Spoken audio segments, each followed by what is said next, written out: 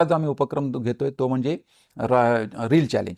Reel चॅलेंजमध्ये फक्त आम्ही युवकांना युवतींना त्याच्यामध्ये इन्व्हॉल्व करून घेतोय. 15 ते 30 वयोगटातील त्याच्यासाठी आम्ही त्यांचे विषय त्यांना नमूद करून दिलेले आहेत आणि त्याच्यामध्ये त्यांना आकर्षक बक्षिसांची देखील व्यवस्था आपण केलेली आहे. त्याच्या सर्वांचं जिल्ह्याच्या स्तरावरती त्याचं स्क्रीनिंग होणार आणि त्या स्क्रीनिंगच्या माध्यमातून जे काही चांगले रील्स तयार होतील. रील्स हा आताचा रील्सचा जमाना आला आहे. आता तुम्हाला तुमचं प्रिंट मीडियामध्ये जाणे किंवा याच्याकडे जाण्यामध्ये आता लोकांना इंटरेस्ट आला नाही की 2 मिनिटात आम्हाला कसं कळेल आणि म्हणून आम्ही ही रीलची स्पर्धा आणि त्यानिमित्ताने युवकांमध्ये एक चांगला जागरूकता निर्माण करणे हा त्याच्यामागचा मूळ उद्देश आहे.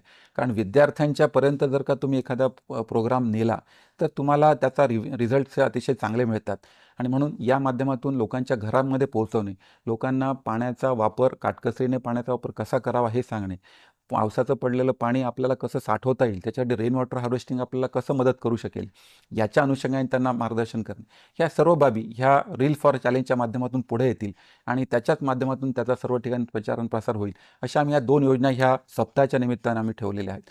आणि 15 ऑगस्ट ते 26 जानेवारी हा जो आम्ही पूर्ण स्पॅन ठेवला आहे तो आपल्या ग्रामपंचायतीमध्ये किंवा आपल्या शहरामध्ये असलेले जेवढे काही आमचे वॉटरचे स्ट्रक्चर्स आहेत त्या सर्व स्ट्रक्चर्सना व्हिजिट करणे, त्या ठिकाणी जलपूजन करणे, झालेले चांगले कामं लोकांच्यापर्यंत सांगणे, ह्याच्यामुळे झालेलं पाण्याचा जो काही संचय तिथे झाला असेल त्याच्यामुळे तुमच्या शेतामध्ये तुम्हाला तुमच्या वॉटर लेवल कशा वाढणार त्याच्याविषयी त्यांना महत्त्व समजावून सांगणे, ह्या सर्व बाबींचं मग त्यांना मार्गदर्शन करणे, ह्या सर्व कार्यक्रम हे या निमित्तानं होणार आहेत.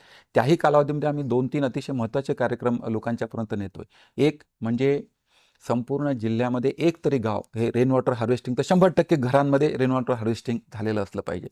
किंवा रिचार्ज पीट नावाचं एक छोटंसं एक स्ट्रक्चर असतं, जे स्ट्रक्चर तुम्ही केलं तर तुम्हाला तिथे पडलेलं पावसाचं पाणी त्या ठिकाणी जमा होतं आणि मग तिथली वॉटर लेवल एकदम वाढते. तर ते एक छोटंसं स्ट्रक्चर जर का आपण प्रत्येक गावामध्ये 1000 किंवा जिल्ह्यामध्ये 10,000 असं आम्ही 36 लाख 3,60,000 आपण अशी रिचार्ज पीट्स हे आपण आमचं उद्दिष्ट आम्ही राज्यासाठी